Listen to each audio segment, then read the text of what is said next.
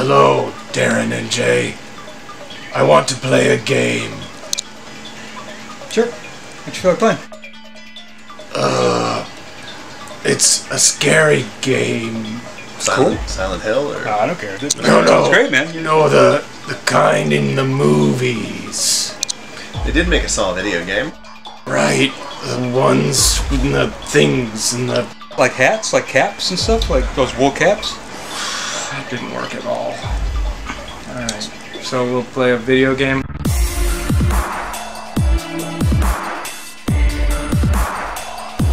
Just regular time here in Lee Lounge Live, just with, oh, I don't know, maybe Darren Bousman and Jay LaRose.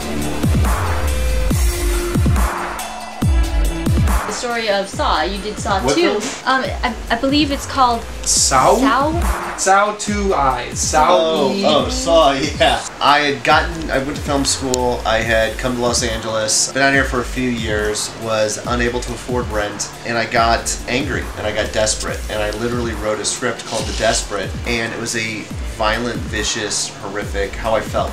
And I sold it to this company called Twisted Pictures, who ended up making the Saw films. And they called me in and said, we want to turn your film into Saw 2. So it was crazy how quickly it happened from being that broke, penniless, starving, cliched artist to actually being on a plane and shooting Saw 2. It was literally months. And then 3 followed with the great Jay LaRose. Tonight, we will see how far you are willing to go. Darren introduced me to the producers, and you know, the first one he couldn't get me on, but he got me on the second one and vouched for me and brought me in. And first thing I did, we marched me out. I'm all in chains. I don't know if you remember this. And they had put this pool of blood around the chair, and I slipped and fell on my ass. Bam! Do you remember that? Yeah. Oh man, I slipped it. So if you look at the opening scene, my first time I sit up, you'll see blood stains on my tush.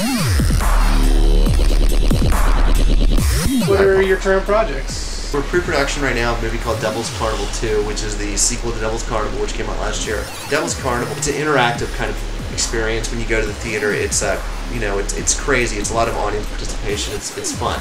It's an event. You have to go to it. It's not just something you sit back and passively watch. Doing that, and then moving forward rapidly on this movie called Abattoir, which is a comic book I wrote, and we're turning it into a movie.